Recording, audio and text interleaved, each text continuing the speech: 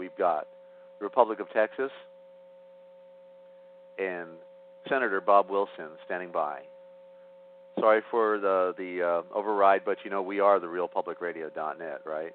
Okay, so we're not locked in on the clock, and we want all of you to know what we're doing on the other programming as well. We've got a lot of good programming coming up on the network. In fact, we've have a friend out there listening in Scotland, and she's going to be producing a program with us, Jillian. And in about a week, actually next week, I believe we're going to start on the history of the world right here in front of the Republic of Texas every Saturday for 2 hours, okay? So we'll be beginning at 6 p.m. Eastern Time, and then 8 p.m. Eastern Time is the Republic of Texas. So we've got 2 back-to-back classic programs starting next week. And Jillian is right there in Scotland, where a lot of that history is, where I've been I'll be talking about. The Celtic people are very relevant to our ancient history, and it's one of the biggest mysteries of them all, actually, with the Irish stuck on an island. And how come they're just a little remnant when they were actually proliferated all throughout Europe and the Middle East all the way to India? That's all there were the red-headed Celtic people, and now it's all Aryan, or now it's a mix. But so that's part of the mystery. That's what we'll be revealing, and it's a presentation that you can't get anywhere else. I'm sorry, David Icke. Sorry, Jordan Maxwell. Love you both, but you left off the books of Enoch and the Lost Writings, and that's what we're going to be bringing you. So stand by for that broadcast. And now please note that the following views and the opinions expressed on this program are not necessarily the views nor the opinions of the Master Force Group, Free America Radio Network, our sponsors, our partners, and MFG is a private society, and nothing here is ever to be construed as medical nor legal advice. And listen to the Forbidden History prime time 7 days a week right here on the realpublicradio.net, because hidden beneath the sands of time lies the greatest of all mysteries. It's the Forbidden History. Unearth for yourself the secret truths that lie hidden just beneath the surface below our feet. What is it that the powers that be do not want you or I to know? Come and journey with us as we explore and dare to know, because it's all right here, coming your way 7 days a week on the realpublicradio.net, supported by the partners of Free America Radio Network and the Inside View Worldwide Radio Broadcasting Group, and all of you out there.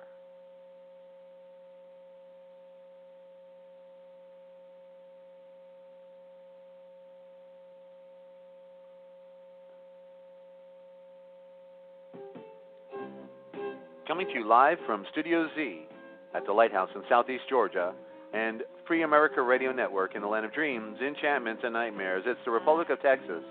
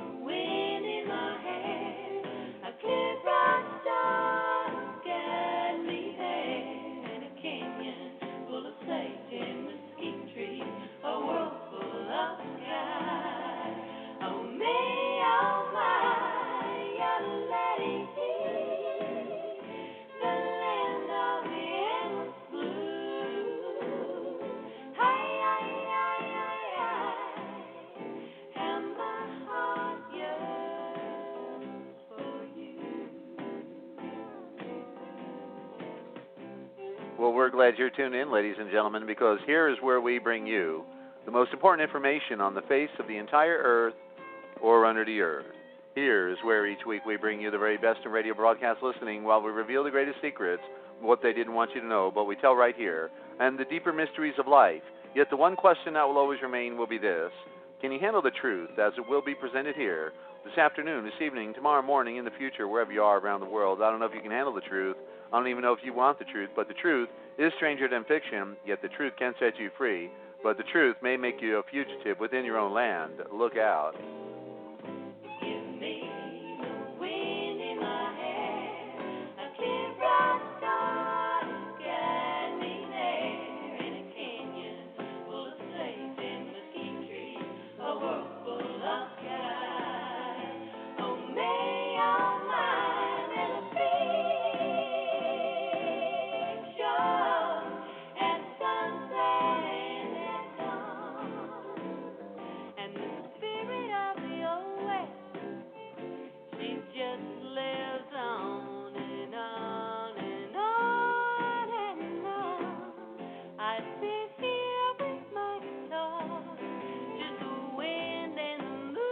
And please don't forget our sponsor now for 16 years, ladies and gentlemen, the American Sovereign Bulletin newspaper. Go get a copy at asbeasy.com, asbeasy.com, okay? And support grassroots media, because if you don't, then who will? Okay, think about that.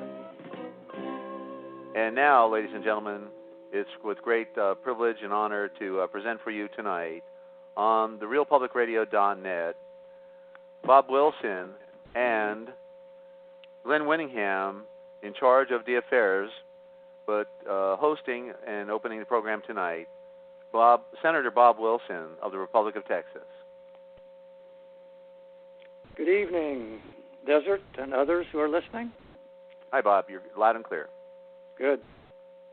Well, each week we try to give a little bit more of the story of how Texas became a nation among the nations of the earth back in the early 1800s. And then we follow that up with question and answer time. So anything comes to your mind, jot it down mentally or on paper, and be ready to ask us questions, get things rolling after this little summary here. The review from last time of this historical transition from being a part of Mexico to being an independent nation.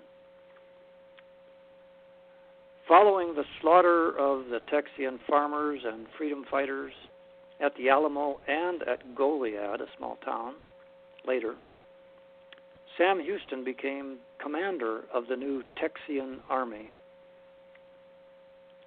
Mexican General Santa Anna, with his armies, pursued Houston's army northeasterly across 7 rivers.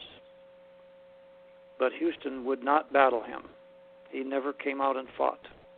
He kept retreating.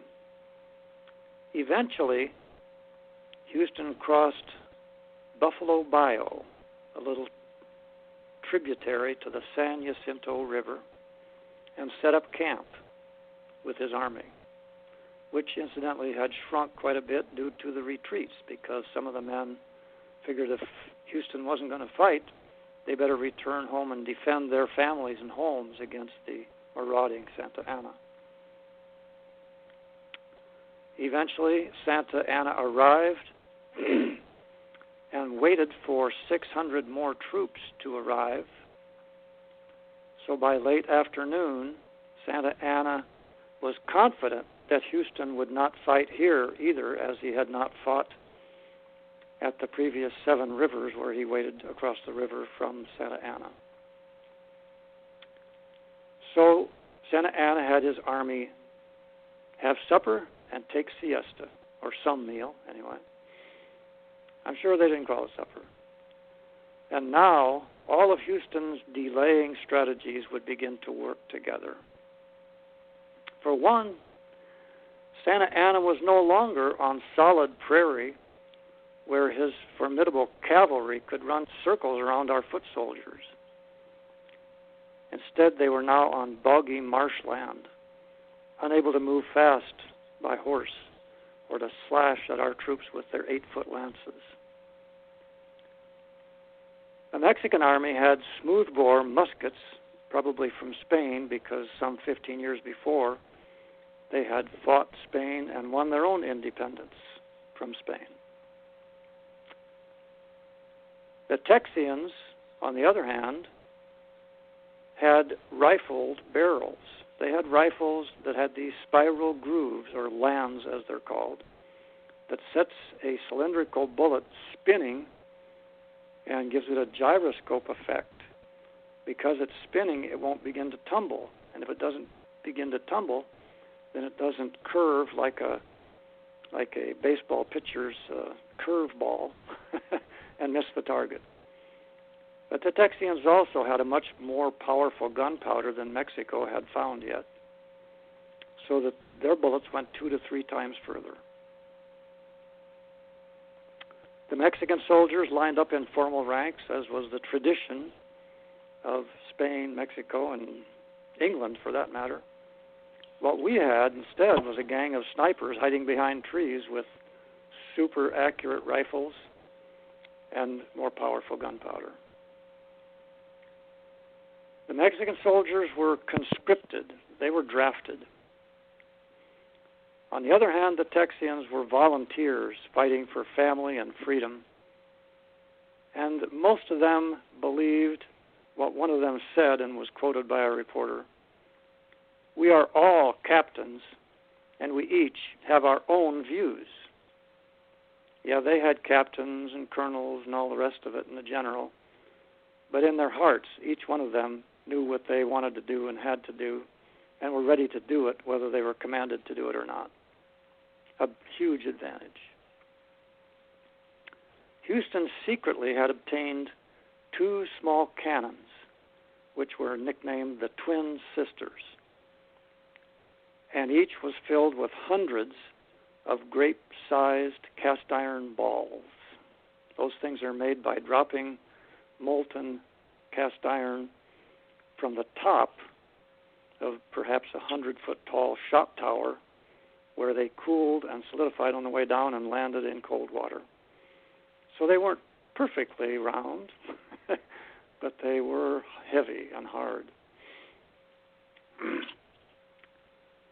The scouts for the Texians, after Santa Anna had arrived over a bridge, and it was a few miles away, the scouts set fire to that bridge so that no retreat would be possible for Santa Anna and his armies. They could not get back across that bridge. At dusk, the Texians silently floated the 2 small cannons across the bayou on rafts made of logs they had cut. 4 companies were set up now on Santa Anna's side of the bayou, hiding in the tall weeds, and 2 other companies, one on each end, sneaked through the tall weeds and got on the flanks of Santa Anna's army, the right and the left. When all of this had been quietly set up, Houston gave the order, and the 2 cannons fired a crossing pattern, which meant all of the cast iron balls arrived right on the Mexican army. And simultaneously, the Texians all charged, shooting and screaming, "Remember the Alamo! Remember Goliad!" I think that they were actually more upset about Goliad because those folks had surrendered and were still slaughtered. Well, since they had had their meal and they were asleep and they were not holding their guns, the Mexican soldiers were totally surprised and confused. They hardly got a returning shot off because they had to find their gun, their rifle, their musket. Most of them were killed or injured before the first reload happened, and the others retreated in panic only to run into a shallow mud swamp behind them. It was called Peggy Lake. At that point, being bogged down in that swamp, they were bayoneted, clubbed, or shot with pistols. The battle, in all, only lasted about 18 minutes, a little over a quarter of an hour. Houston rode into the melee, yelling, "Cease fire!" But the Texians would not stop. They kept on firing, they kept on bayoneting, because they were remembering the Alamo and Goliad. Santa Anna somehow fled on foot and hid somewhere. If we had not won that Battle of San Jacinto, we would be living in Mexico today. And what followed became a new birth of freedom on the new continent. Next week, incidentally, we're going to be talking about the Treaty of Velasco that was signed after Sam Houston and his army defeated Santa Anna. And that treaty that made Texas a nation instead of just a territory of Mexico. We'll give you some updates on the Republic of Texas. The Congress of the Republic meets next Saturday, a week from today, February 11th, in College Station in a conference center called, I think it's George Bush Conference Center, something like that. Don't hold out against us. So now we're ready for the listeners and their questions. Hopefully you thought of something that is of interest to you. And just in case you didn't, I'm going to offer a question up. Is the Republic of Texas actually a nation today? Anybody care about that question? It's open. Phones are open. Well, Bob, this is Desert here at the network, and I want to just answer that question real simply. Yes, it is a nation. It's always been so. It was, I think the term is in esse, meaning that it's always been laying there, de jure, waiting for somebody simply to pick the ball back up and run with it, because it is something that never was officially dissolved through any decree or formal process, and therefore it's merely the state of Texas is merely an overlay, which is nothing other than a fiction. Mm-hmm. Correct, and there's real evidence that the Republic of Texas has always been a nation. The Texas flag flies at the same height as the U.S. flag if both are being flown next to each other. Can you say that about any other state of the U.S.? Well, I can comment on that, certainly. As I understand it, prior to the Civil War, the state flag was flown the highest, and the what do you want to call it? The district flag was flown underneath, meaning that the states were dominant in principle and by evidence of the symbolism within one flag flying above the other. But after the Civil War, then the quote-unquote United States flag flew above all the states' flags, showing superiority, and I guess with the exception of the Texas flag then, right? That's right. There are other evidences. If you walk into the Capitol building in Austin, Texas, you enter the rotunda, this very large, round room, really an atrium, and many balconies if you look up. But right in the middle of the floor is a round design in stone. And it says on that design, the Republic of Texas. They can't get around it. And there are other things. For the other 49 states, all of their land records are contained in a general land office somewhere in Virginia, but not Texas. Texas land records always have been and still are retained in Austin, Texas, at the General Land Office of Texas. There are certain things they can't get around in their efforts to deceive and defraud because they can't change them. let's get some other listeners in here with their questions. Right. If anybody out there has a comment or question for Senator Bob Wilson, as well as Glenn Winningham. Glenn is very much an expert in sovereignty and law, and he's standing by as well. Then come on down. *5 will raise your hand. If you're listening on the stream, then you do have to get onto the conference line, and that number is on the right-hand side of the home index page of therealpublicradio.net. Okay, so once you get there, you hit *5. That will raise your hand. And we have a lot of listeners on the conference line right now, and also on the stream. And they say you only get one question for every 1,000 callers, but we don't have 1,000 callers out there, or listeners, excuse me. But it just if you just want to say howdy, come on down and just give Senator Bob Wilson a heads up. I think he's a true statesman, and I never knew Bob until 3 weeks ago when we started doing this presentation, and I was immediately impressed with the first program. That Bob really has done his homework, and I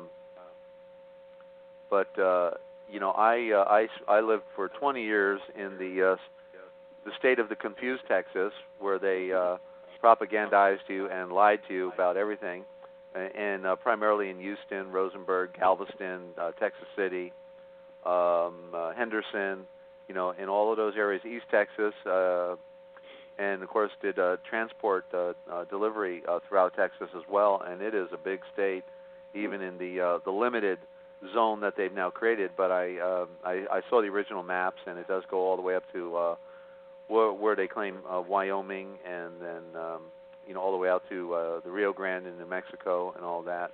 So we're in interesting times, and with the way it looks like the political state is going, after it collapses, that's the best opportunity for the Republic of Texas to actually institute its momentum. I wanted to say force, but I didn't want to sound too aggressive there. So it's momentum, because once everything collapses, just get your horse and buggy and your sharp axe, and and you can be back in what it was, I guess, because I'm sure everything's going to shut down here real soon. That's their agenda. But anyway, I can't get over it. There's all these people out here, Bob, and nobody has a comment or a question. What I think they're still chewing their supper. well, they're not on the left coast now. They're in central zone. Yeah. And we're gonna have to give away a free Texas flag to the first caller, I guess. Something. Yeah. And I'm very grateful to Glenn Winningham, because he's really done a outstanding job of being able to put the last two programs onto YouTube. So Glenn, did you actually send that to all the friends out there that are? You have everybody in the database, or how did you get that out there to everybody? Hold on, Glenn. Hold on. You sound like you're in a UFO. Back off that mic, and I'm going to try to lower you at the same time. Try it again. How's that? Is that better? Yes, sir. Go ahead. I haven't really, it's up at YouTube, and I know that there's a bunch of people subscribe to me at YouTube, and I know that when I upload something to YouTube, it gets sent to Twitter to announce, at Twitter that I've uploaded this. And also, I've done some stuff at Facebook, too. As a matter of fact, every week before our radio program, I send out stuff on Facebook, telling everybody and the CIA that we're going to be having our show here today. And, great. So, at any rate, I circulate it that way. But there's actually been, according to YouTube, I was looking at it today, and I only uploaded them here a couple days ago, and one of the programs has already been listened to, about 30 times. Outstanding. So okay. there's a lot of people listening to that. Right. Well, what I would like to do is to encourage everybody when you get these 2 YouTubes that Glenn has sent out there, then forward them to your database, forward them to your friends. The whole idea is to have a revolution, in thinking, a peaceful revolution, ladies and gentlemen. And the more enlightened minds are out there, the more people of like mind. It's harder to keep up the deception, and could even possibly bring more significant people that we would want on page with us to be a part of that. I mean, like maybe people that have wealth and therefore or political power of those type of things. People can come around. If there's a strong movement, but you got to move. That's what a movement's about.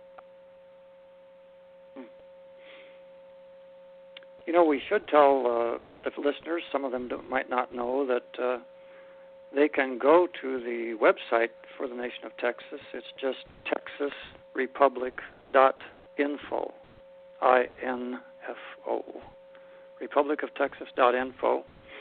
And on the opening page is a proclamation of who we are and what we stand for. And you can click a link there to enter the website and see anything from videos of the San Jacinto battle speech that I gave in San Jacinto a couple of years ago to what acts and resolutions we're currently working on.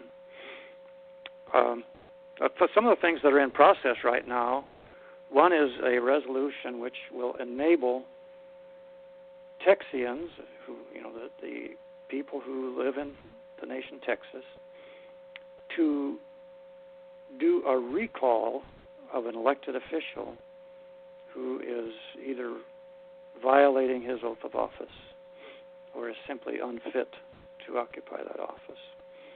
It starts a procedure in which the claims of 3 or more citizens are investigated, the evidence is gathered, a grand jury can be convened, and that's consisting of the people. And the important thing about this is such a recall, meaning firing, removal of an elected official, does not depend on people in the government or in the Congress to help it along. It's an action of the people only. So we need that in the U.S. I don't look for it anytime soon up there, but we'll soon have it here. Very good. It's the only way the people can remain sovereign. For all practical purposes, the people who consider themselves to be citizens of the U.S. are no longer sovereigns, because all sovereignty has been grasped, snatched, and utilized by the government itself. In fact, they call the U.S. the sovereign. Which in fact, there's court cases that say that U.S. citizens are slaves. Mm-hmm. Yeah, it's well established, actually. We do have a question by Skype, so I'm trying to assess this here. Paul in Pennsylvania, the fictional state of Pennsylvania, or what I call Pennsylvania, Transylvania. They don't have jails in Pennsylvania anymore. They just take you right from the street into prison, and then they decide what they're going to do with you after you're in prison.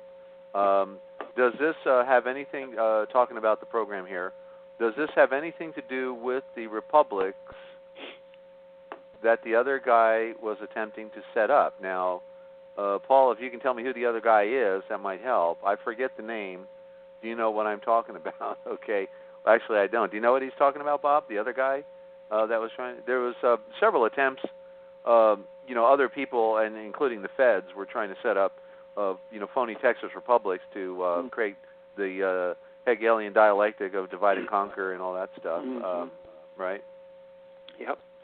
Well, it's hard to know which other guy Paul has in mind, because even in the early stages of people in Texas coming to realize that we really were not under the thumb of the U.S., didn't need to remain or act that way. People asserted themselves and took positions of leadership, partly by default, because not everybody wants to try the risky business of leading. And some of them did some strange things. We have a history like everybody else does, you know.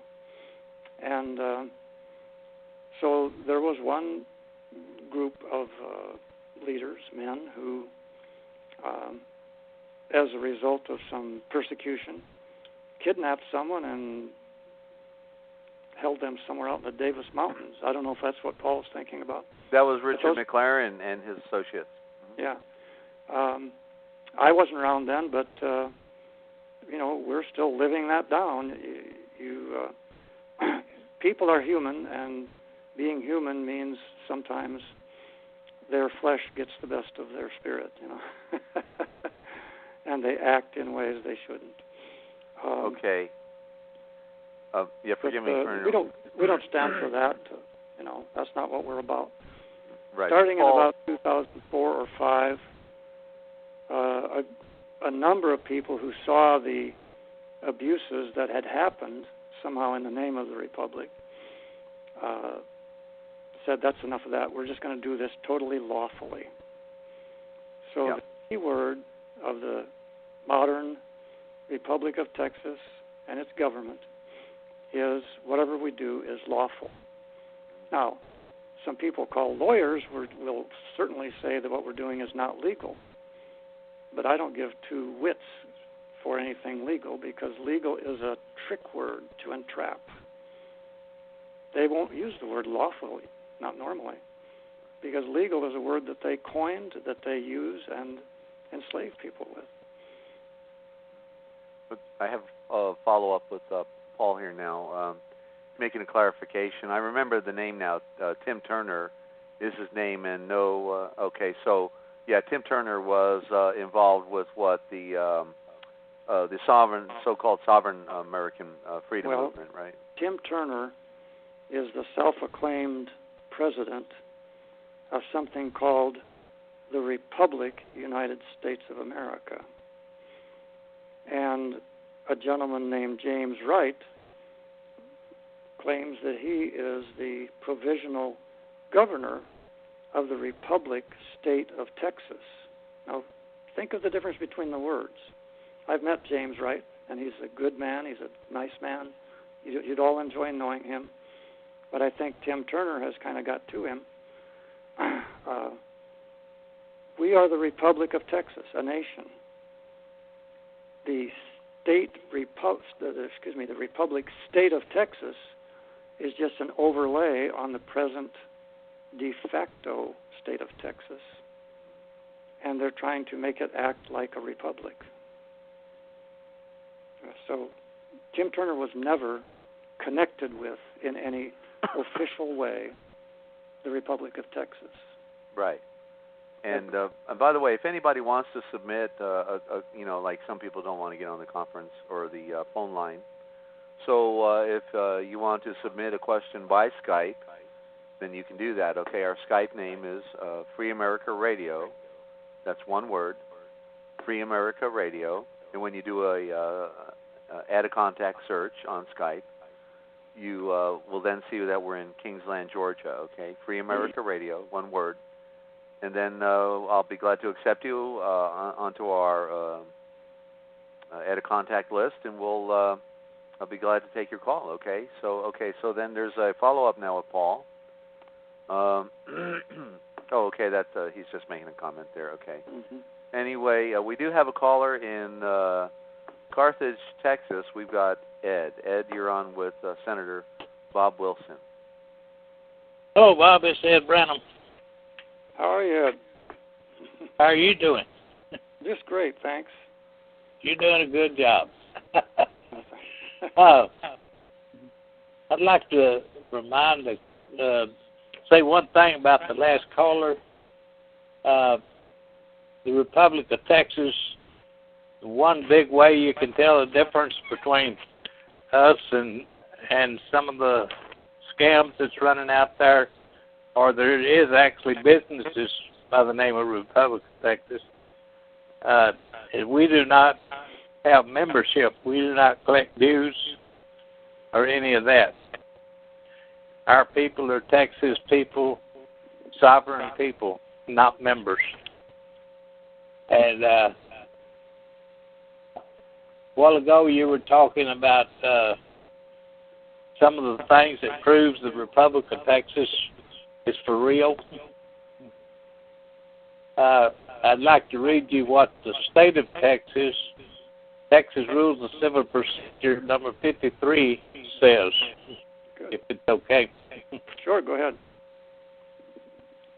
State of Texas Rules of Procedure number 53, special act or law.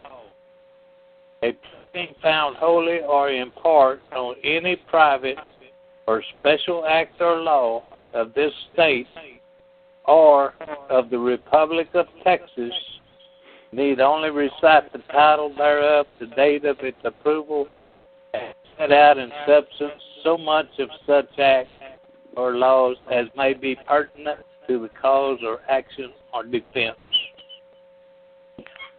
So when you all you got to do right there is just give the date of the March the 6th, 1836 Constitution of the Republic of Texas. Covers everything. Yeah. Before you go further, Ed, are you listening on the computer at the same time, or are you on a cell phone or a speakerphone? I'm just on the cell phone.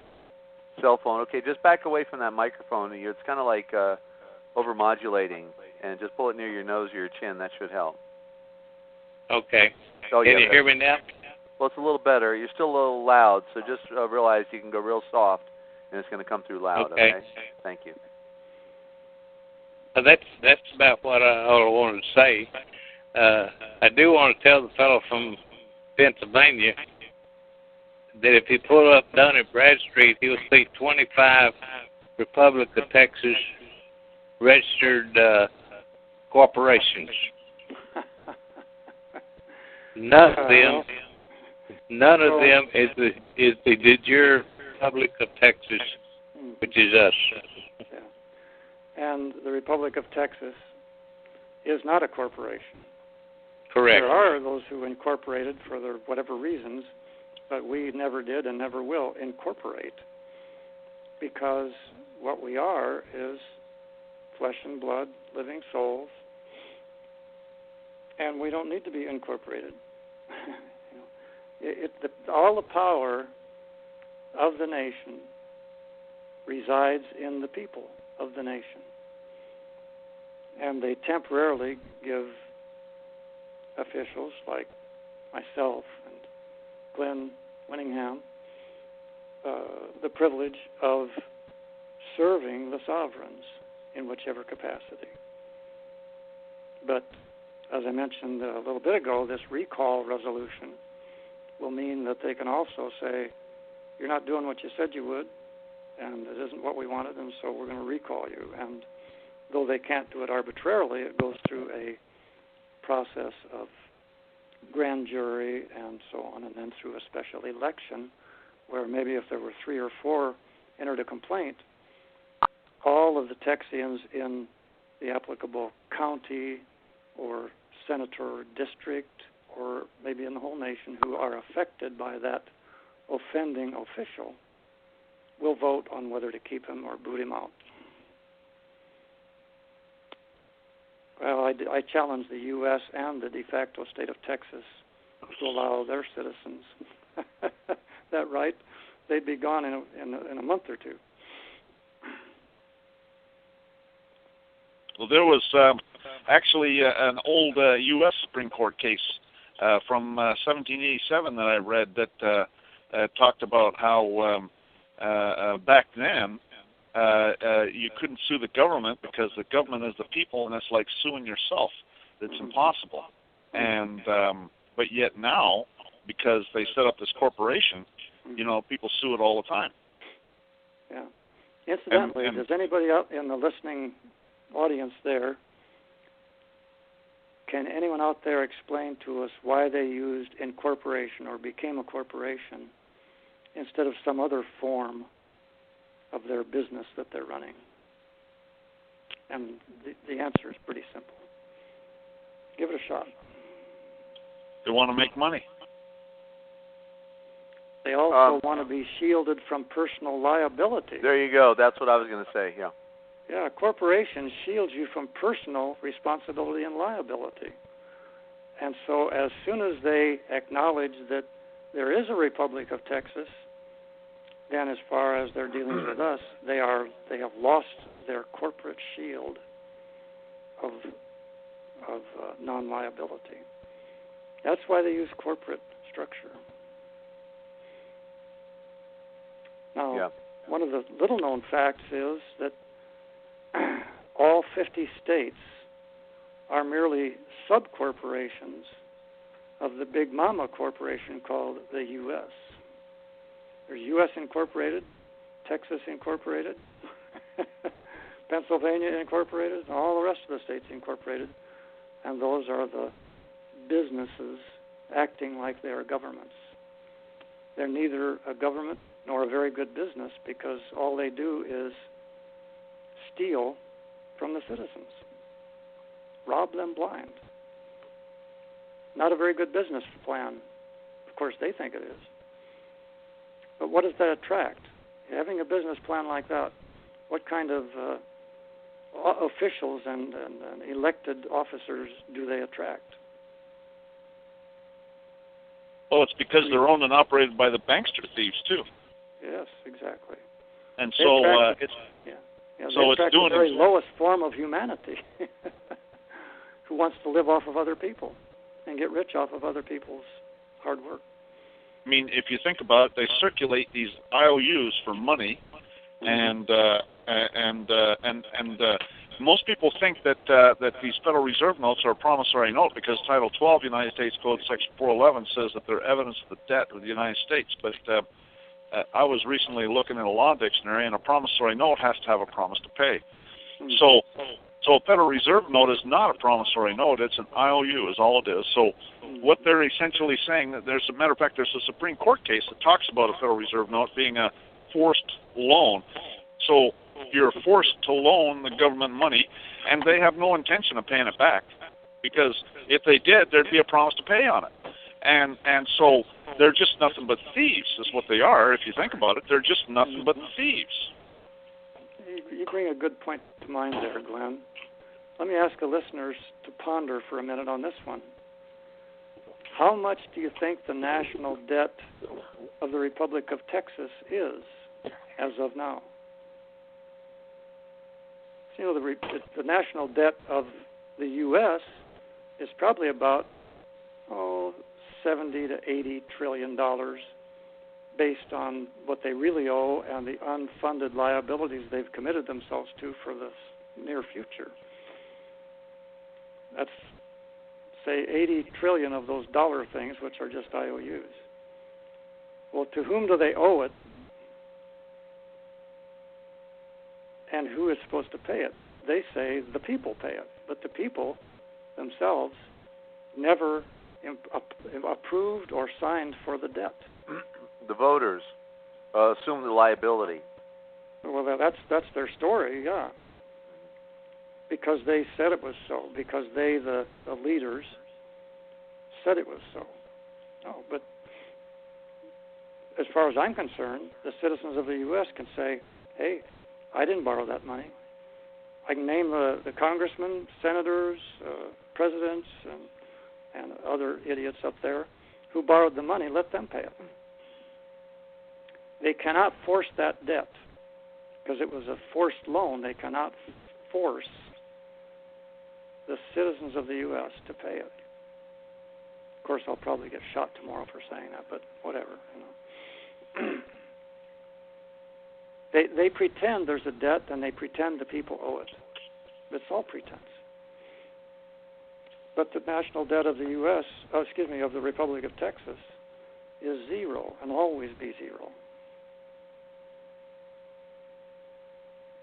If you look at the proclamation on the first page of our national website, we are debt-free and shall always remain debt-free. as a government and a nation.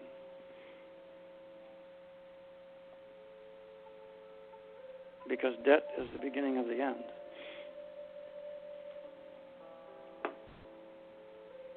The U.S. is borrowing money just to pay the interest on the national debt, which means the end is coming soon. Well, and the whole debt thing is a Ponzi scheme if you think about it, because when they create the debt, they don't create the interest, and so it's physically impossible to pay it off. They have $70 trillion in debt, and if you looked at there's quotes from governor members of the Federal Reserve Board that I've read that said that if the debt was paid off, there'd be no money in circulation. Well, that's assuming that the interest has never been paid, but they've been paying interest for decades now, and it's to the point now that it's physically impossible to ever pay off that debt because they don't create the interest when they create the debt, and so that's the reason we're going through all of this stuff right now, because it's gotten so big that and at some point that's what happens to it. It gets so big and so huge that there isn't enough money in circulation to pay it off. You look at how much money is there, $70 trillion even out there to pay off the debt. And I guarantee you there's not even 10% of that out there in cash. Yep. Now, just to follow through on that, what you're listening to, dear listeners, is not just the opinion of some people who believe in the Republic of Texas. I personally follow many different financial experts on a weekly basis, read what they are writing, and some of the most dependable and successful financial analysts and investment advisors are saying this thing will come down on itself. It will implode. We don't know exactly how soon, but it won't be a long time from now. It'll be sooner than that. Because it's in the numbers. It's built in. Failure is built in.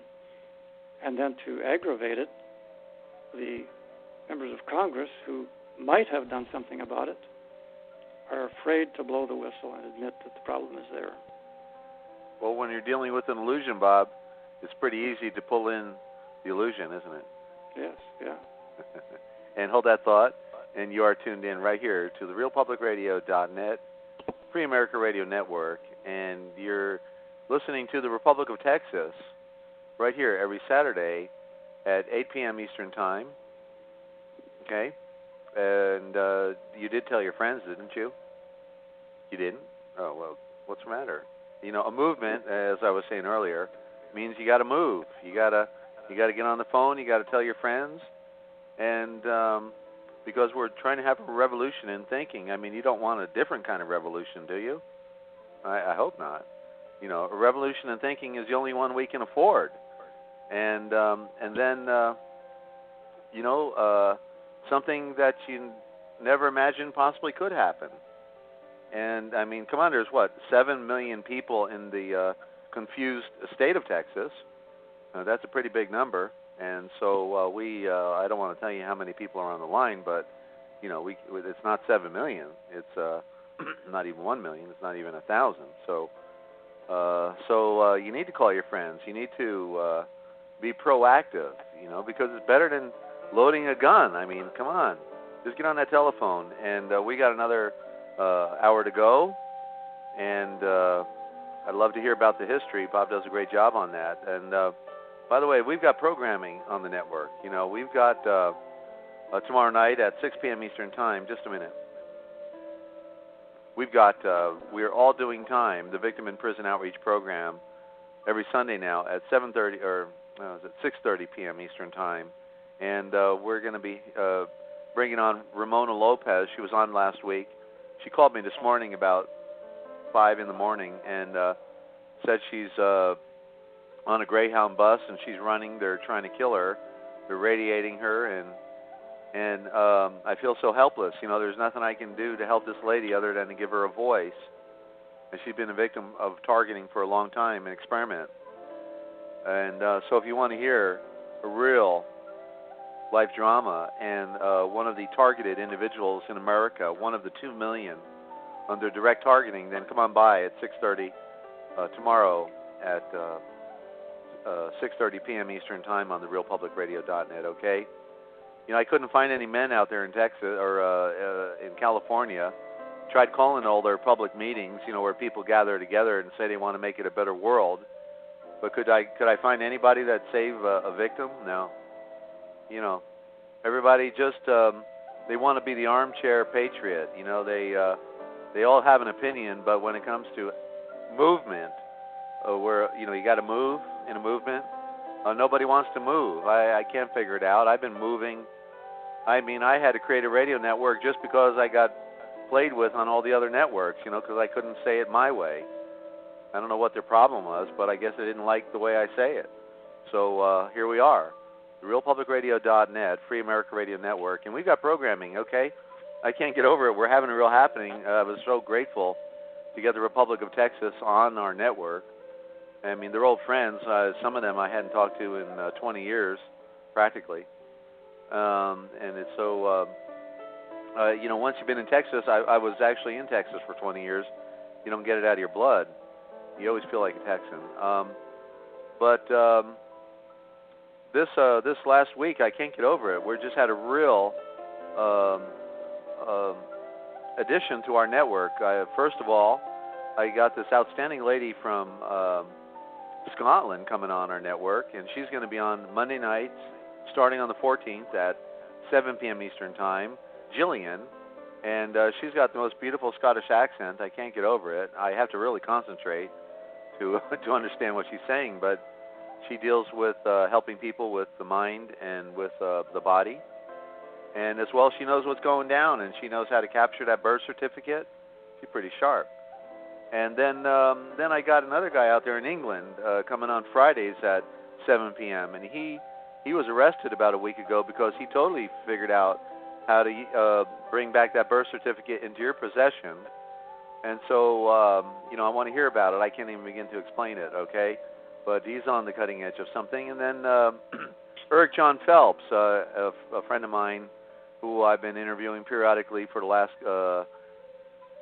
few years, he decided he wanted to be on our network, so we got him on Monday at 6 p.m. Eastern Time and Friday at 6 p.m. Eastern Time. Just go to VaticanAssassins.org, okay? He's on the tip of the needle, exposing the secret military force that's really running our world, okay? Under the Black Pope, all working for those ancient Aryan Brahmins, what I bring you every Sunday night at approximately 8 or 8:30 p.m. Eastern Time, depending upon when our Victim in Prison outreach program is through. But I'll be on tomorrow night, and we're going to be bringing it to you like nobody else ever did. Sorry, David Icke. Sorry, Jordan Maxwell. Love you both. But you left off the books of Enoch and the Heavenly Father, and that's why, you're still dealing with illusions. And I don't think people turn into lizards. And I think all UFOs are Earth-based and are from down here. And if you want to know more, then you're going to have to tune in on Sunday night, okay? So thanks for doing that. Do tell your friends, because we're about to have a real revolution in thinking on therealpublicradio.net, Free America Radio Network. Somebody's got to do it, and I'm just a glutton for punishment, I guess. I'm happy to accommodate all of you out there and your friends. You did call your friends, right? Get on that telephone right now. We've got an hour to go on the Republic of Texas. It's what they didn't want you to know that we tell right here. Stand by for the broadcast. You know what time it is? Time for the Republic of Texas and a revolution in thinking.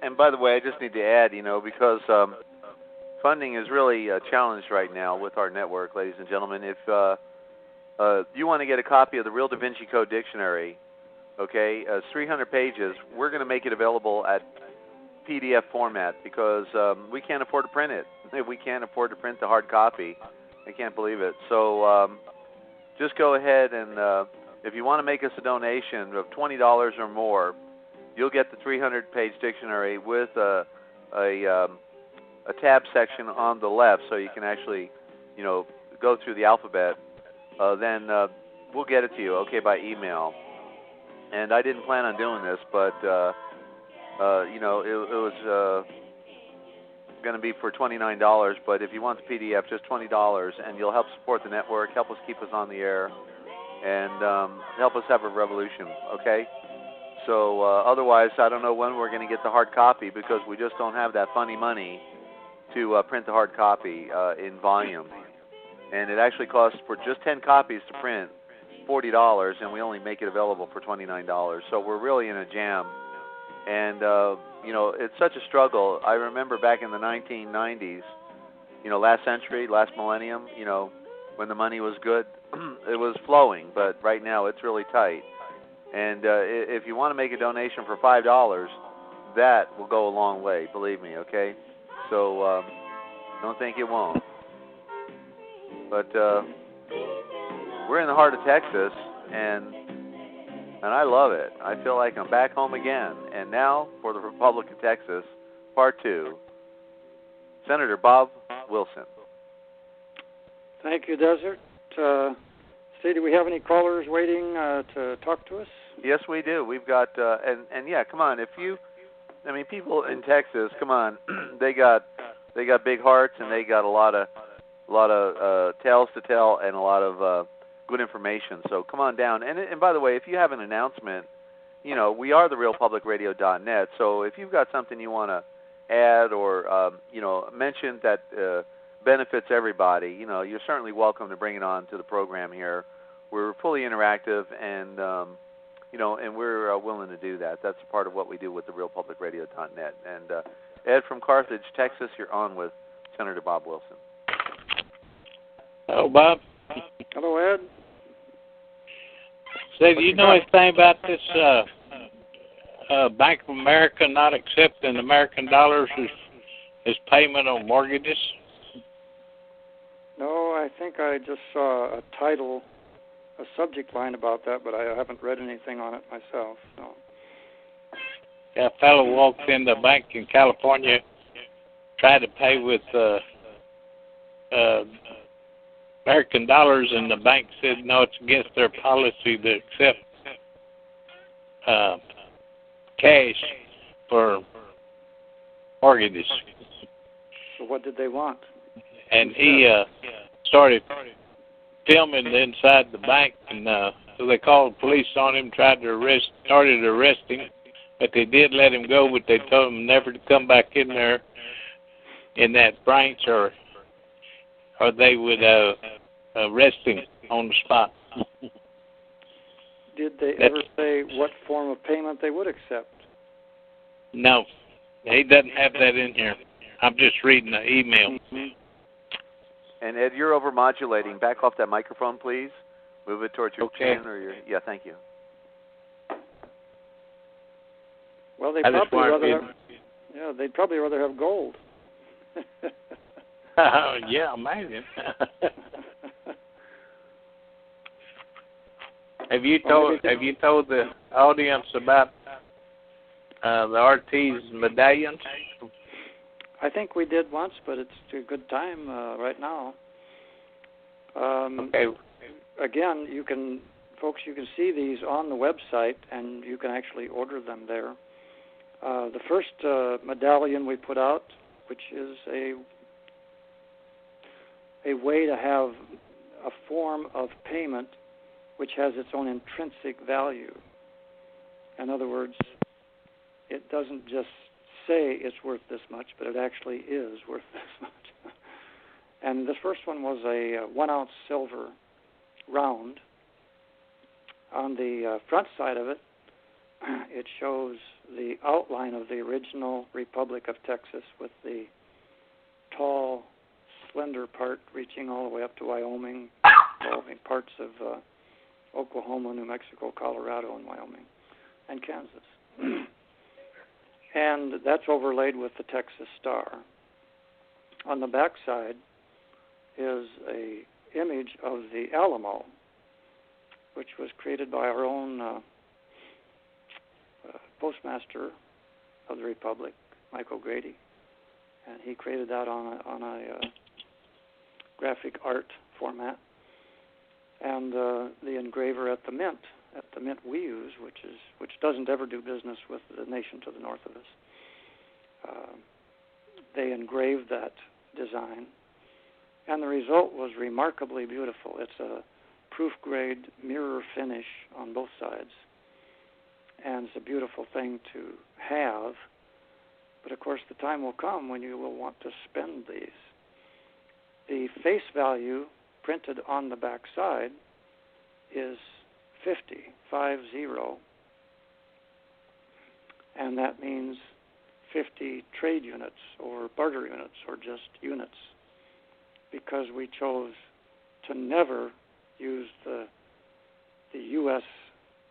mints or dollars in connection with the precious metal medallions that we mint.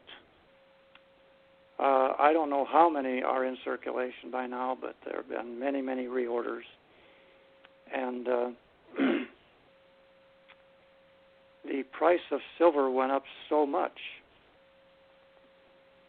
that if we had done that just in the last week or two, it could no longer have said 50, because it's really saying, compared to other ways of measuring financial value, it has to keep in a pace with the actual international trading value of gold and silver and so on.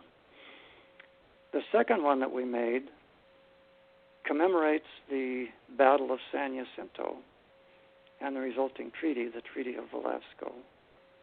And it's made of copper, a 1-ounce copper round, the same diameter as the silver. It has the same design on the front, except that around the top of the front it says, "One nation under one God."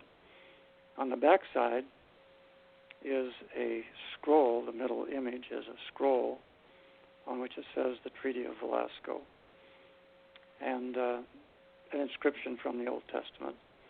And the Lord wrought a great victory on that day. And it has a value of 2 trade units, and that's based on the relative value of copper relative to silver. The next one was a 1/2-ounce silver. It's not proof grade. It's what we call brilliant uncirculated. Not quite the mirror finish. And, of course, its value then was 25 units. Now you say, well, who accepts these? Is anyone listening who can tell the rest of the listeners who accepts these medallions in payment for goods?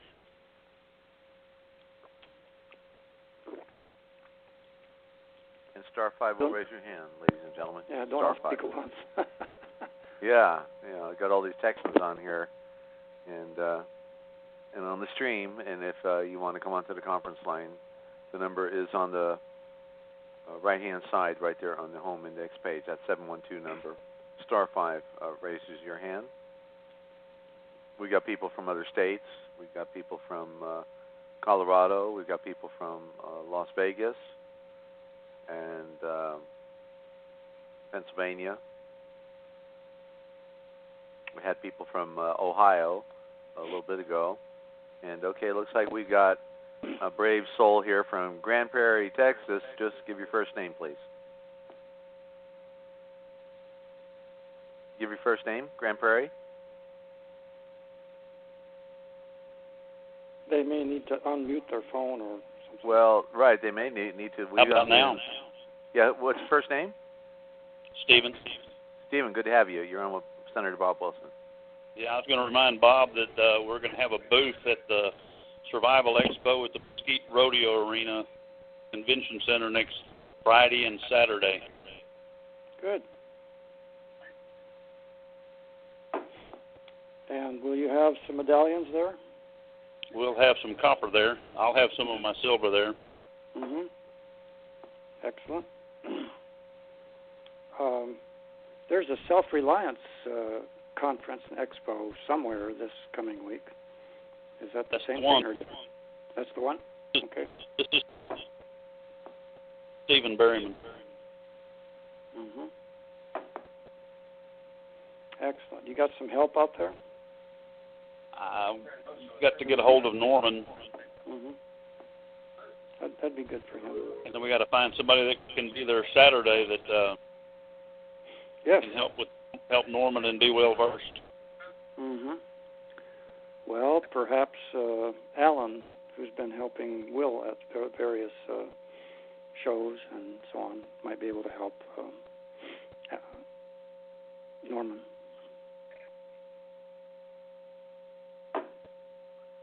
Okay, Steve, anything else? That was it. I was going to remind Bob of that. Mm-hmm. I'm going to mute out. Okay. Thank you, Steve. We got Stephen Grand Prairie. And now we got Liberty, Texas. Liberty, Texas, just state your first name, and you're on with Senator Bob Wilson.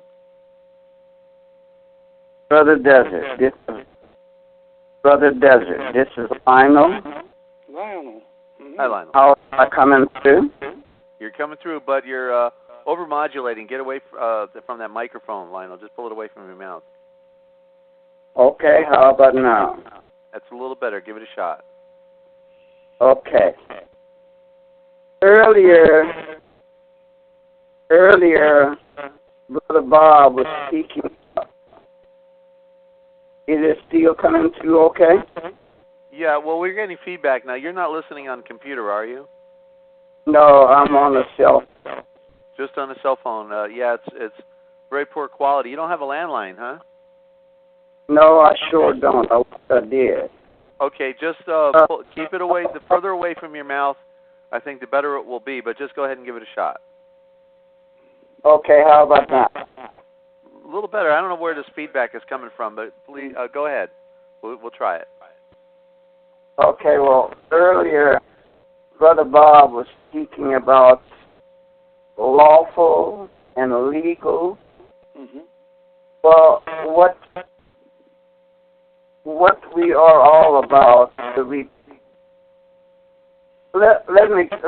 borrow my brother's. Okay, Lionel, wait a minute. Before you go further, you're overmodulating, so if you would just pull that thing near your chin or near your nose, but get it away from your mouth, because cell phones are notorious for being oversensitive, so that may help it. Just get it away from your mouth. Get it up near your nose, and let's try it again. Okay, I have it about 3 foot from me now. Wait a minute. You're not on speakerphone, are you? Yes, I am. Well, we'll take it off speakerphone, okay? They're terrible for conferences. Get it off the speaker. Let me call on my brother's landline, okay? Well, I'm just telling you, if you click off the speakerphone, it may fix it. You want to try that first? Okay, how about now? Well, That sounds better. Well, it's a little better, but it's loud. Try it now. How Go ahead. about now? Try it now. Go ahead. Pull it away from your mouth, though. Keep it near your nose or your chin. Go ahead. You there? He's dropped off. Speakerphones don't work on the program here, ladies and gentlemen, and that was the problem. Okay, so anybody else out there with a comment or a question while Lionel's going to come back on the other phone? And landlines are best. That is true. Cell phones are just the problem with speakerphones is it's a feedback loop. That's what was happening. Yeah, I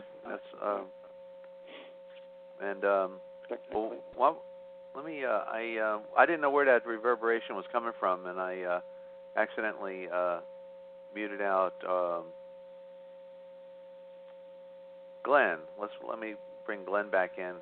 And real quick, while we're waiting for Lionel, Glenn, why don't you tell people about what you do? Are you going to be on next week? Is Senator Bob Wilson going to be back with us? Because I know you said once a month you're probably going to have to take the helm over here. Well, from my standpoint, I'm going to head back from the meeting of Congress as early as I can. And I'll probably get here sometime during the program. Whether I get here in the first half or the second half, I can't guarantee. Yeah. So yes, if Glenn could take the lead at the beginning, and as long as it takes. Is that next week? Yes. Yes. Saturday 11th. Yeah. Yeah. In the meantime, Glenn, give out your information. Tell people what you talk about. Well, I have a website called Sovereignty International. It's www.sovereigntyinternational.info. That's all one word, sovereigntyinternational.info. And I teach people about how we're all kings and queens. And what's happened is we've become involved in what the courts view to be contracts, and have given up our sovereignty. And but all we have to do is say, is there a contract here? And you just watch them scatter. And if you do it properly, I was visited by the FBI and the Texas Department of Public Safety about a year ago now, and they told me during their visit 3 times that I'm listed as sovereign in their system. And so we can all be sovereign, but we have to defeat what's going on. Everything's under martial law. So anyways, I've uploaded about 80 videos to YouTube, and I've got this website, and I've got a couple private groups. I got a Google group and a Yahoo group, and then I also have a Facebook group, and where we talk about this stuff, and people are learning in various stages about who they are. And this is one reason I'm involved with the Republic of Texas. Not that I really need the Republic of Texas, because I know how to make myself sovereign anyways. But if we have good government, which is what the Republic of Texas is all about, then everybody can be sovereign, and everybody can have rights. And right now, unless you lay awake all night, studying the law and doing all sorts of things, you're not going to be sovereign because basically they're predators, and they've gotten us into what the courts view to be contracts to give up our sovereignty. So, anyways, that's what I do. Very good, Glenn. And you got those YouTubes as well. So if somebody wants to get that YouTube from you with these broadcasts, how can they do that? Well, you can. I have on my website. There's contact information. That's www.sovereigntyinternational.info. I also have an email address. You can contact me on my email at engineerwin@gmail.com. That's engineerwin@gmail.com. ENGIN. What? No, go ahead. Please finish. ENGINEERWIN@gmail.com. And you can contact me there. My YouTube profile is Sovereign Living. So you ought to be able to just do a search for Sovereign Living at YouTube, and you ought to see I've got about 80 videos that I've uploaded, and you can. It's basically private information shares I've done all over, where I go through the law and explain what the courts are saying, and how everything's under martial law and stuff like that. Very good, Glenn. And I see we've got Liberty, Texas back on. That must be Lionel. Lionel, hit *5 if that's you. *5. Okay. And there we go. Okay, it looks like we've got Lionel back on the landline now. Okay. Landline was the way back home in the Matrix. Lionel, you on there? Yes, I'm on here now. Okay, you're perfect. Thank you so much. All right, great. I used my brother's landline. What I started to say earlier was that Brother Bob was making a distinction between legal and lawful. Well, to me, lawful can be compared to righteous or righteousness. That is something that the de facto system is not aware of. They can't speak about it because they are not righteous. We try in the Republic to live our lives the way the written word is. If we do things that is righteous, the Father will bless us. So I don't do things of my own. I do things because He leads me to it. And it's sort of like President John F. Kennedy, his saying was, do not ask what your country can do for you, but ask what you can do for your country. Well, my outlook on life is a little different. It is, do not ask what the Father can do for you, because He gave you life. He's done everything. Now, ask what you can do for your Father. It's all about the future generation. The Indians would say that whenever they would camp at a certain place, that they would leave it in a better shape than whenever they found it. Well, we should work on the principle that we are trying to make our government the same way. In other words, Jesus said that I did not come to be served, but I came to serve. So we, the officers in the Republic of Texas, we are servants of the people. We are not here to dictate how they should live, but we are here to sort of help in the area of the law, and that's biblical law, and our court system. Our court system is going to be based on biblical law, not on man's law, because man is conniving. They are in it to see what they can do for themselves, but we're in it to see what we can do for the future generation. That's about the extent of it. Well said, Lionel. I've been in this thing for 20 years now, specifically as a motivation because of my daughter. And I can understand it because I have grandchildren coming along, and one day I hope that they will be able to say, well, this is what Grandpa did for us. He stood up.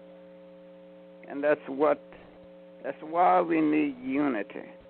With unity, we can go all the way. But whenever we're divided, we can't stand. So I feel that Bob and Glenn is doing a good job, and the people that's listening need to just step forward, take a step. Don't just dab your toes in the water, but step in. And if you do it for the Father, everything's going to be all right. Absolutely. All right. Well, God bless you guys. Thank you, Lionel. Okay, and if anybody has a comment or a question, *5 will raise your hand. And you're listening to the Republic of Texas right here every Saturday at 8 p.m. Eastern Time, okay? That's tentative, because we roll over sometimes with our broadcast that's in front. We're the RealPublicRadio.net. We're not locked in on a clock. And tonight, if you tuned in early, you heard Mind Control in America by Stephen Jacobson, the all-time classic. And it was very apropos to, what this movement is about, because Stephen talked about, at the end, the true purpose of government. Okay? And it was not to manipulate the people, but it was to actually protect them so that they could, find their true purpose and meaning in life without being hindered and harmed, by foreign intrusion. And yet we know that that's not the way governments are. They are totally controlling and deceptive. And they're the ones waging the wars while we're trying to mind our own business. Rather interesting.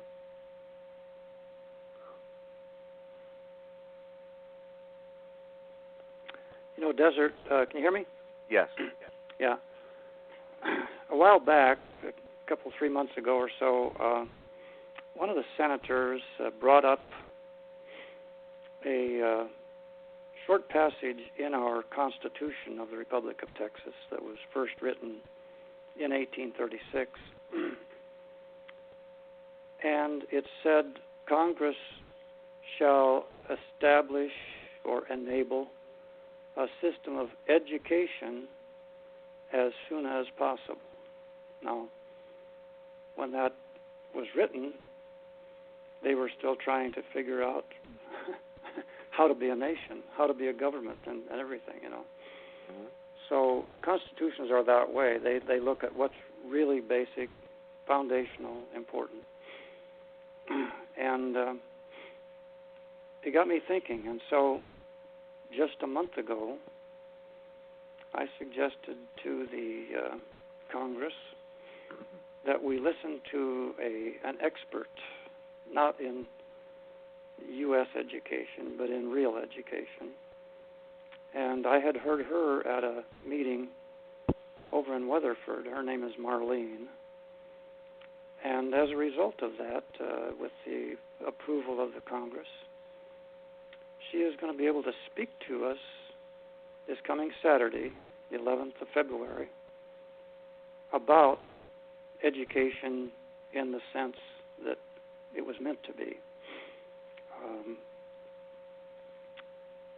It's going to be very necessary in the Republic for several reasons. One is people that are misinformed and miseducated and maleducated, mostly brainwashed,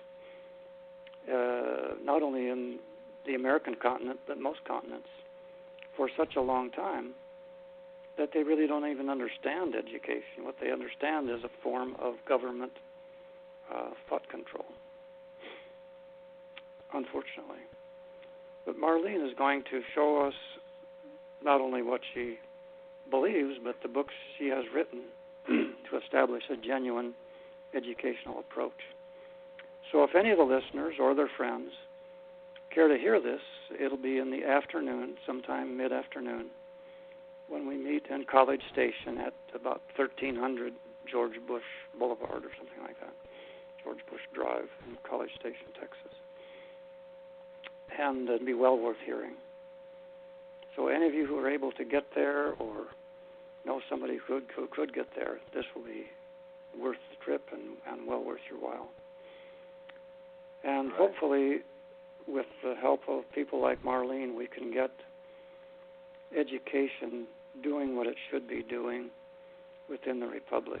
And what it should be doing is helping people to know the 3 R's, reading, writing, and arithmetic, but also understanding who they are, as Glenn was talking about, sovereigns, each one personally reporting to God and not to some government official. Understand who they are as a nation and what role they can accomplish in that nation. It's very simple that if you enable people by setting them free, both from lies and deceit, presumptions and presuppositions, then they will do things that will amaze you. And the purpose of education is to help people understand what they're capable of. So I encourage you all to get there, and maybe we can have it recorded and put it up on the website or something, but do try to get there if it's at all possible. Absolutely. Well, we're still looking for some more callers out there, Texas. You know, if like you're new to this Republic movement, and you are trying to figure it out, then bring your question on. I mean, there's a lot of unanswered questions when you're not in the loop. And I grew up in New Jersey, and so I knew about Texas actually from movies. And they hardly were telling me the truth, so a lot of misconceptions. And they certainly didn't tell me the Republic was, alive and well. And so now, I'm still, I don't know if I missed through multitasking, Bob, part of your presentation over the last 3 weeks, but there's this. So forgive me, but. I'm still up in the air about this whole thing with the Alamo and how all of these men had to die, except for one woman or something like that. I don't know. There was virtually no survivors, and a couple famous names actually died over there, and then apparently Houston. Didn't come to the rescue, and so I'm, that's something I was thinking about tonight when you were doing your opener, and so is there an answer to that question? Sure, yeah, that's a good question, and I didn't cover it. No, Sam Houston was not in charge of the Army at the time of the Alamo or the time of Goliad, but the provisional government called on him to take over the Army, organize it, train it, And when we think of armies today, it was not quite like that. It was people who usually wore whatever they wore out there on the farm or wherever they came from. And they brought their own weapons and so on. So they were just freedom fighters, basically. But they were not all in Texas. People like Davy Crockett came from Tennessee, right? Yeah. And they came he from died at the Alamo. Yeah. So, no, Houston was not in any position to do anything about that until he was named commanding general. He wasn't part of the Army in any command capacity. So the provisional government called on him to take over and make it work. And that's the same people in the government who criticized him every time he wouldn't fight Santa Anna and his army, but instead retreated to another river and got to the other side. And they began to call Houston a coward So does that answer your question? Right. He well, he couldn't have done anything. Yeah. Sir? Basically, the freedom fighters for the Republic came on their own, some in answer to an urgent plea for help from Colonel Travis, who was at the Alamo, but Houston was not in the picture, and was not in any position to do it at that time. Right. Okay. So then, a lot of the history that we're being given, whether it's through perhaps even documentary or movie, then again is a lot of misconceptions. They just drew out their own conclusions or want to paint a picture that's not correct, true and correct. Or didn't want to do the diligence to study the real history. Yeah. Okay. Very good. And also they want to romanticize it. Right. So in the end, Houston actually then became the hero. Well, in the end, he did become a hero, and he became the first president as a result of that. Yeah. A little like George Washington defeating the British and then being elected president, Yeah. Similar deal, Yeah. And it's worth noting about Houston that one of the first things he did was direct the government to form treaties of peace and trade with as many Indian nations as possible. He didn't want to fight Indians. They were here first. Right. And obviously he respected life then. Right. And so those treaties were formed and still stand to this day. And one of the things that we are about to do is to go back and revisit those treaties and seek to resume the friendly relations. But after Houston served as president, and they had very severe term limits in the beginning, as you can understand, wish we did now. Right. The next president did not like the Indians and started waging war against them, which, of course, violated the treaty.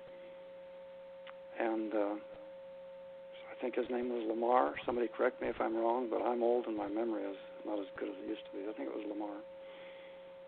And so that kind of confused the Indians, which any change in government is likely to do, But in connection with that, one of the tricky things was that the congressman from Washington, D.C., just in order to accomplish a private, greedy goal of theirs, decided that they would like to have Texas join their states. The goal they were after was to reach the Pacific Ocean, and by acquiring Texas, they hoped to make a huge jump on their way to the Pacific Ocean.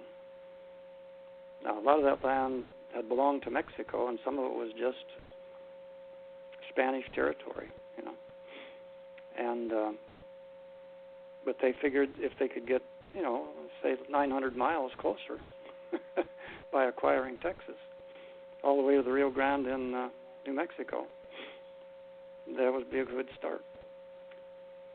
So that was part of the motivation behind this fraudulent and an unlawful process of pretending to annex a nation.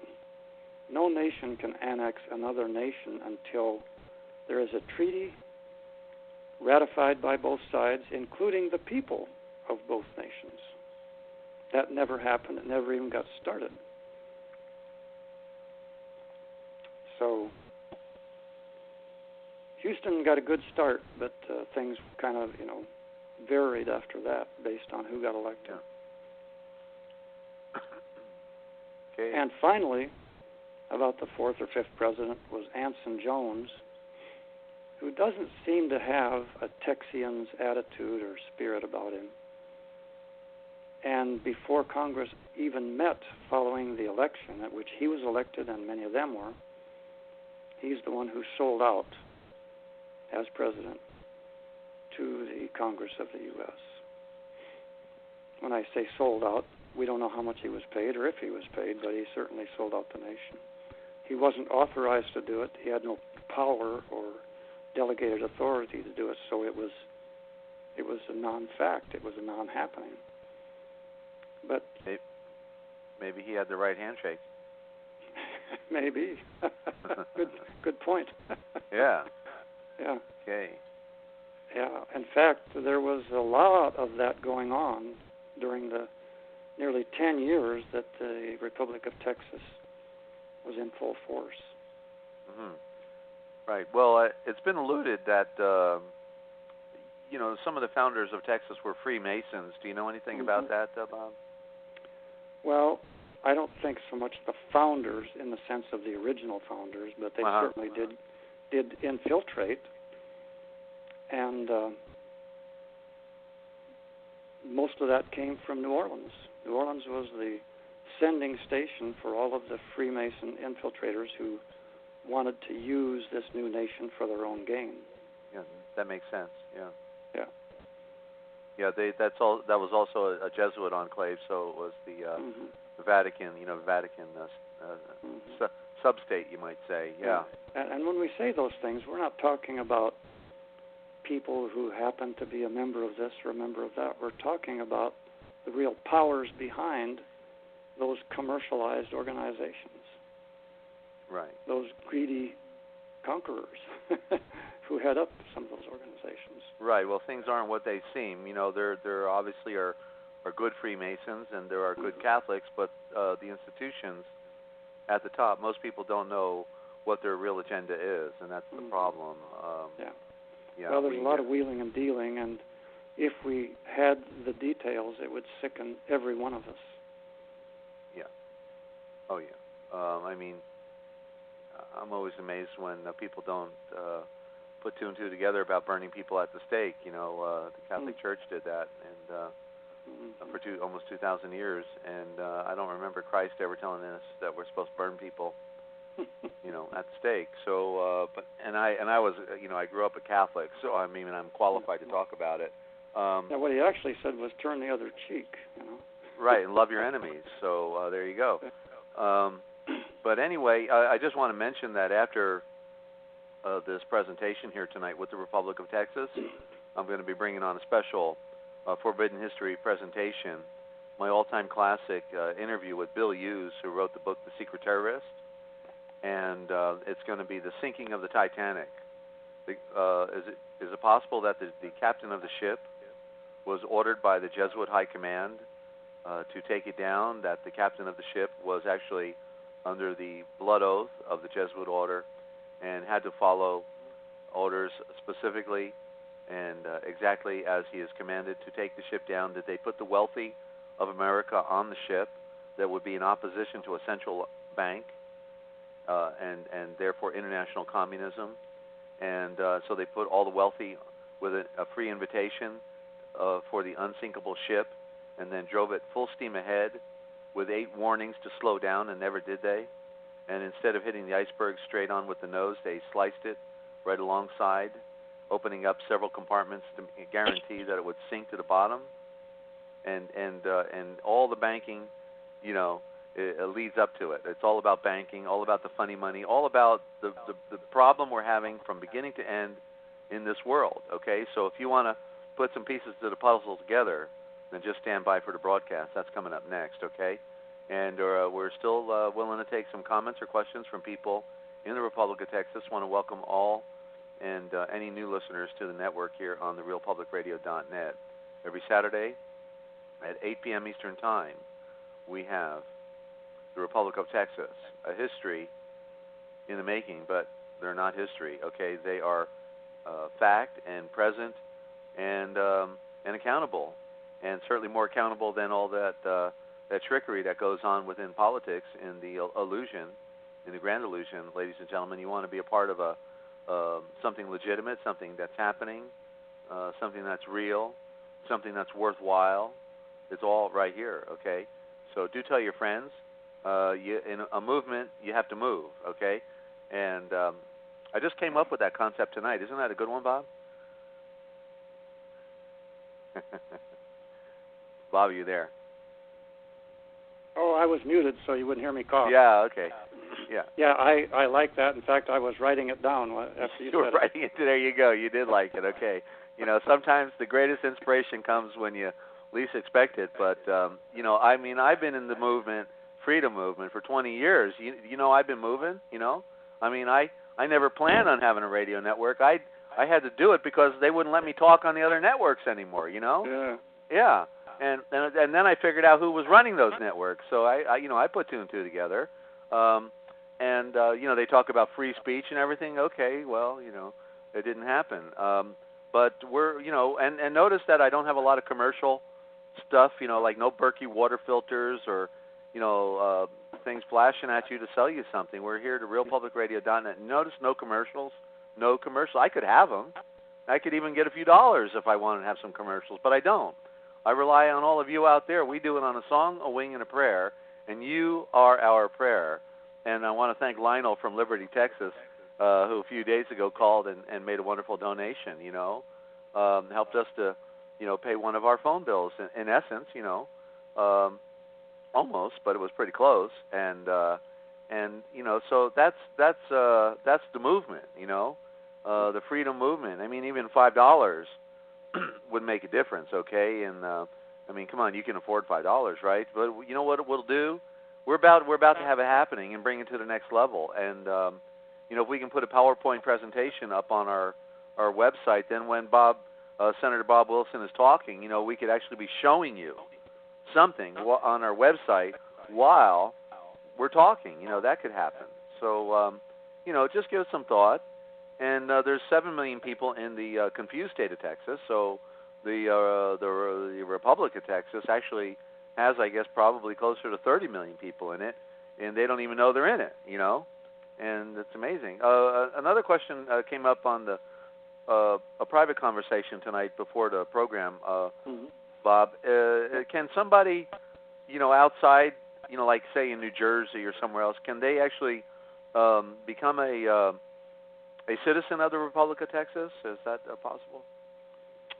That's a very good question, and I don't have a complete, clear answer to it.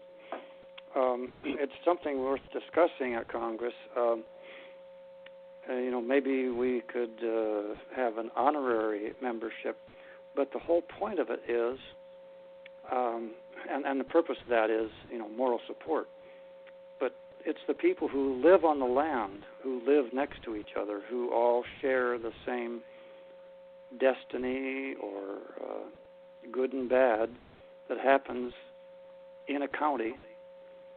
It's those people who carry the ball, you might say. Right. Well, I just got some divine inspiration maybe here. Okay, ready? Right. Well, because I've been researching this citizenship thing, and I learned, for instance, if I wanted to be a citizen of Brazil, I can do that, right? Okay.